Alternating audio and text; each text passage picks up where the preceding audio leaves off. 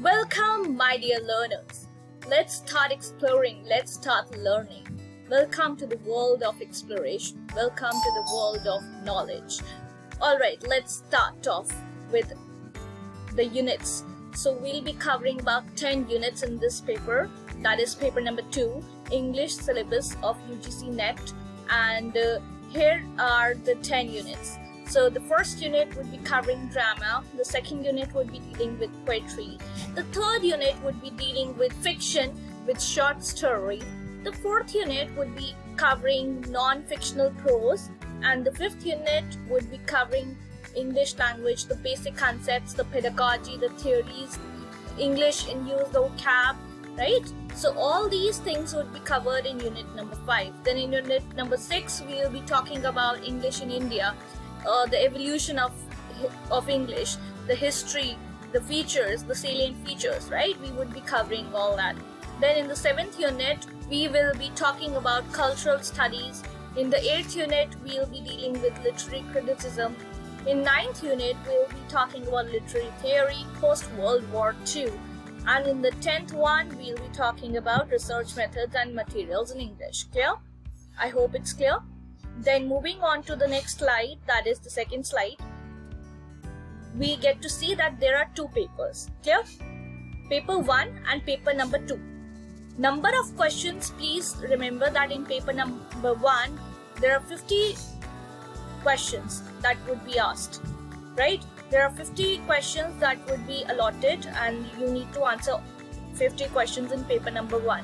Whereas when we talk about paper number 2, there would be 100 questions, and for when we talk about paper number 1, we will be seeing that the weightage would be of 100 marks, right? And for paper number 2, the weightage would be 200 marks, and there would be 100 questions. So you need to focus on both the papers, but especially paper 2, which would be requiring a lot of knowledge in your own content, in your own language. You need to focus on that as well. Clear? Now paper 1 would be for 1 hour, paper 2 would be for 2 hours. In totality, it would be, when we talk about the number of questions, the number of questions would be 150, that is 50 plus 100, that equals to 150 questions. Then marks would be 300, so the paper would be of 300 marks, 200 plus 100, which makes it to 300. Then duration would be for 3 hours. 1 hour for the first paper and 2 hours for the second paper. Clear? That makes it to 3 hours. Moving on to the next slide, what do we get to see is the marking scheme. Now herein each question would be carrying 2 marks. So each question would have the weightage of 2 marks. There is no negative marking for incorrect answers, and there wouldn't be any sort of negative marking that would be there, that would not exist. Clear? So in this examination, there would not be any negative marking. Then paper 1 focuses on teaching aptitude and general awareness. You should be aware that how paper 1 would be focusing on the teaching aptitude. Your teaching aptitude would be measured, and your general awareness, how well aware you are about things. Clear? And questions from all the arenas can be asked. Clear? Then paper number 2 assesses subject specific knowledge in English literature. Paper 2 would be basically based on your subject specific, your content specific knowledge. Clear? In English literature. Herein we are dealing with English subject, therefore we are talking about the literature part, the literature aspect. Then the combined weightage of paper 1 and paper 2 is 300 marks. As I've mentioned before, that the combined weightage of paper 1 and paper 2 would be of 300 marks.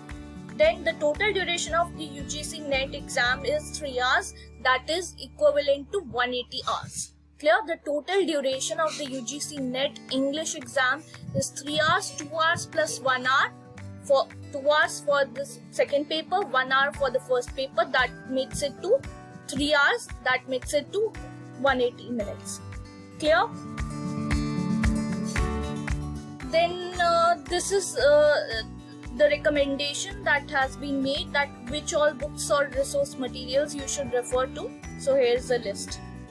Moving on to the next slide, here are some of the mistakes that should be avoided. Now, incomplete coverage, you should study the entire material, the entire resource adequately, properly, so that you cover all the aspects and arenas. You don't leave out, you don't miss out on any of the aspect. You shouldn't be neglecting prior year papers. That means you should be having a look at all the papers, the past papers, the sample papers. Clear? Then lack of focus on literature analysis shouldn't be there. You should focus on literature analysis because we are talking about literature over here. Then insufficient time management, you should not be there, should not exist at all, because here time management is of utmost importance. Then ignoring current affairs and contemporary literature shouldn't be the case, because in paper 1 your current affairs would be asked, your contemporary literature would be tested. Clear? Then overlooking revision, you shouldn't overlook revision. Revise and revise, keep on revising. Moving on to the next slide. Herein we talk about Chaucer. Clear? We are beginning with Chaucer. Now, though he holds a mirror up to the life of his time, the dark underside of it is nowhere reflected by him. He's called as the morning star of the Renaissance. Chaucer mastered the difficult 14th century English and made it easier.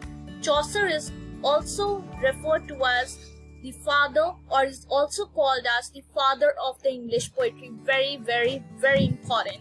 You should be knowing, you should understand that how he was called the morning star of the Renaissance, alright, and also the father of English poetry. Clear? Moving on to the next slide, what we get to see over here is that Geoffrey Chaucer was born in the reign of Edward III, lived through that of Richard II, and died the year after Henry IV ascended the throne. His life thus covers a period of glaring social contrasts and political change. So Geoffrey Chaucer was born in the reign of Edward III. Edward III lived through that of Richard II. He also had seen Richard II and died the year after Henry IV, right? After he ascended the throne. His life thus covers a period of glaring social contrasts and political changes. Edward's reign marks the highest development of the medieval civilization. The spirit of the court was that of romantic idealism. England went forth on foreign conquest, but there was another side to this picture. The king and his nobility had, they led a gay life. Trade expanded, health increased among the commercial classes, but the masses of people sunk in misery. Pestilence ravaged the land. Black Death swept away 1/3 of the population. Famine followed plague. Thieves multiplied. The enormous cost of French wars had to be met by heavy taxation. There was widespread social unrest.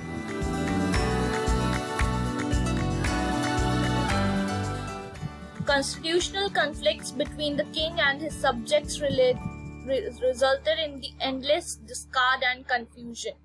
So this was actually the face of England at that time. Political confusion, right? Another evil of Chaucer's age was that the corruption of church was there, right? So was the corruption of the church. There was every spiritual zeal and energy left in the country. Then the greater priestly heaped up wealth. They lived in godless and worldly way. The ordinary clergy were ignorant. They were ignorant. The ordinary clergy were ignorant and careless.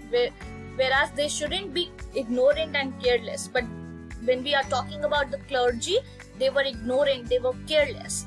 The friars were notorious and greedy, which shouldn't be the case, obviously. Clear? But they were notorious. Their nature, how was their nature? They were greedy. They were notorious.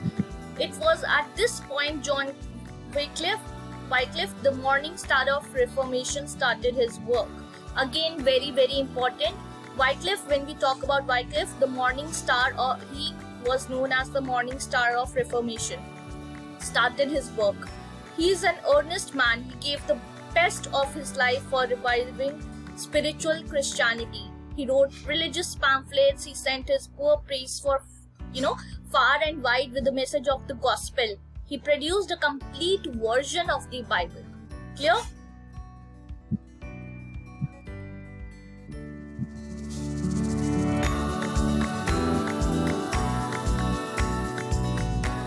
Alright, moving on to the next slide. Social unrest and the beginnings of religious movements were two of the active forces in England and the later 14th century. So, social unrest, as I've mentioned before, that social unrest was the picture that we could see. So, social unrest and the beginnings of religious movement were two of the active forces in the England of the later 14th century.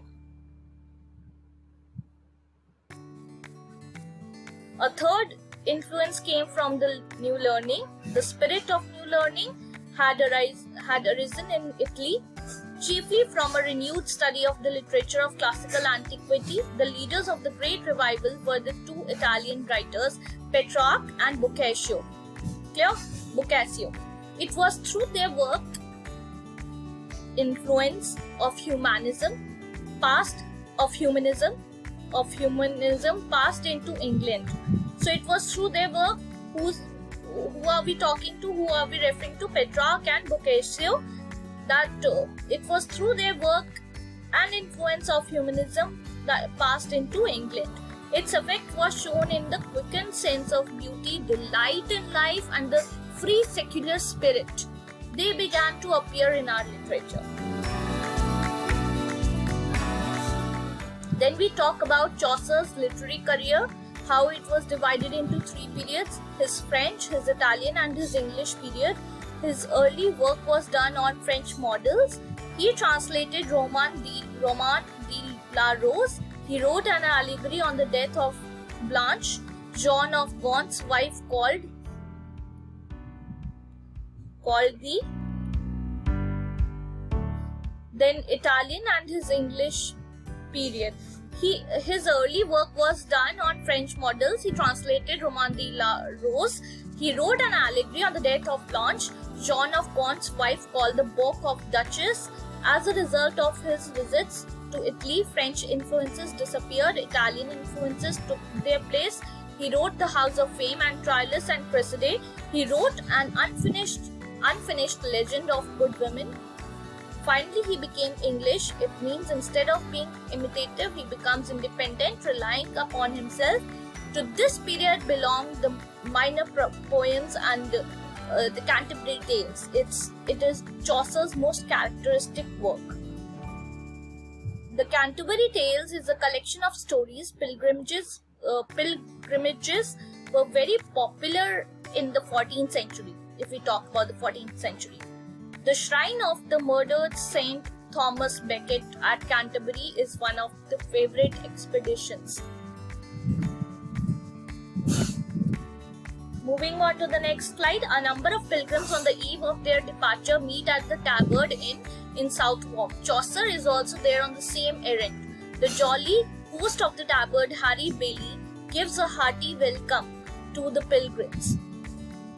In Southwark, Chaucer is also there on the same errand. The jolly host of the Tabard, Harry Bailey, gives a hearty welcome to the pilgrims. He tells them that to beguile the tedium of the journey of each member of the party shall tell 2 stories on the way to Canterbury and 2 on the way back. Yeah?